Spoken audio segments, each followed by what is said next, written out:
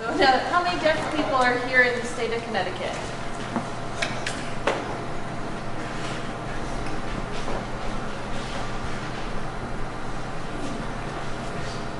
So we used to have a commission on the deaf, and they used to have kind of these areas that we were able to do the numbers and doing the research, but I think the last time that we did the research, there was about 247,000 somewhere, but that's from birth to, you know, the elderly. So I mean, that's those who are just losing their hearing because they're older. That's the hard of hearing.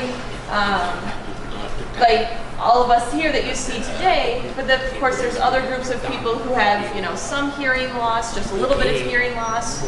They can hear more than most of those of us here in the room. So they're hard of hearing. So there's kind of these different little subgroups within this. To everyone that's here, thank you for coming, spending a few minutes, giving me a chance to talk to you, to communicate. I hope about stuff that I had actually hoped that others before me running for office had done this. That's where I focus on. That's why I'm running. And it's nothing, it's not to help those that are kind of doing really good, those that live at the top 1%.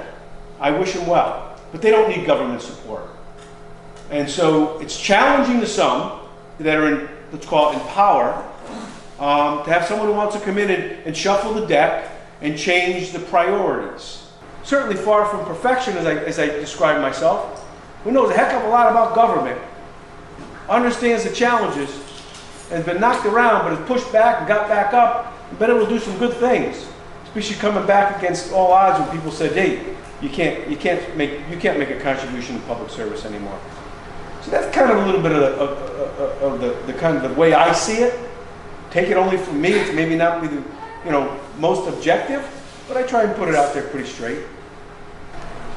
2 years ago, the Connecticut governor decided to cut access for interpretive services. We used to have a commission under the governor, and that was eliminated. And that enforced the interpreters to become privatized.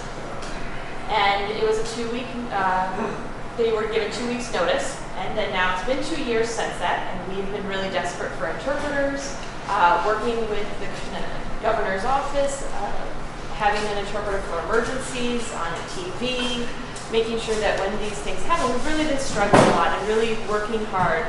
And so I'm curious about your thoughts about having an interpreter and how would you provide the deaf people access to information at the state level? Well, I think we should reinstate that. I think we should reinstate the interpreters. One, because there's a need. And without sounding too, trying to please the audience, it doesn't cost, we're not talking about a big amount in the state budget. $22 billion budget. And I think the worst places where you cut, where you hurt people the most sometimes are these small cuts. When you cut interpreters, I talked to you about the renter's rebate program. When you cut that program, when you cut these things, it makes no sense because you're really not going to balance the budget that way. But you try and cut because people go with these across the boards. Having done 14 budgets, I know those are the wrong ways to do it, and those that have the greatest negative impact. Now, the commission I want to ask you about. Was it broadly based, I have to look at this myself, or was it focused on the deaf community?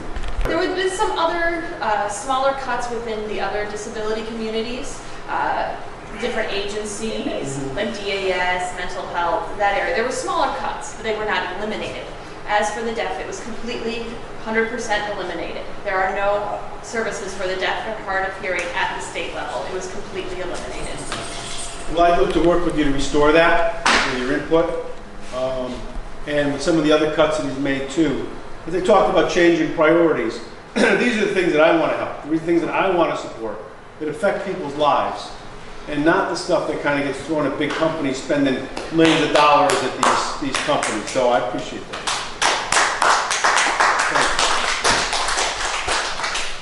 Connecticut's American School for the Deaf is the first school for the deaf here in America. And they also have been facing a lot of cuts every year. We're not really sure why. There's not one. I mean, this is the only school for the deaf here in Connecticut. And it is the oldest school for the deaf. There are many students who go to a mainstream classroom, but specifically for students who are deaf, this is the only school in West Hartford. And it's very much loved and cherished among the, in the world. So how can we make sure that we keep this school around? And how can we make sure that every year it doesn't face a cut? I think it's a big concern for all of us here. How do we kind of stop the cuts for that school? Okay. I can't speak for anyone else who's in elected office or who wants to be in elected office.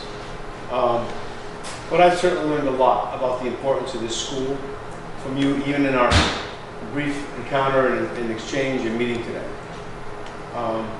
And so you'll have my support in whatever way is important. Even if it's just as mayor from the town some miles from here, but hopefully with your help and your support on a state level. To understand the needs and to be supportive, as you put it, it's an important place. Certainly times change, maybe there's other ways for people to going and getting educated, but it's not a luxury, it's a necessity. And so in any way that we can be supportive, I hope my visit here today shows that that's kind of the direction I want to take. And when I have to make policy decisions, that hopefully we can be helpful. Was there one more commitment to the school and sharing with me its importance? Helps me understand that as well. It will be obviously information that I take with me in this journey between now and August 14th, and I hope after that, with your help and support, God willing, as Connecticut's government. Thank you so much. Thank you for having me. I appreciate it.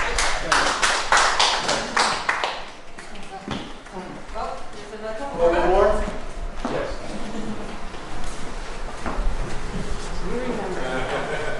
Yeah. Give me more background. Yes, I do, but you're out of context. Okay, remember really young, teenagers.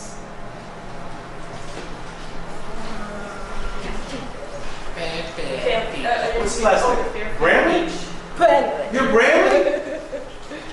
Yes. You're Bramley?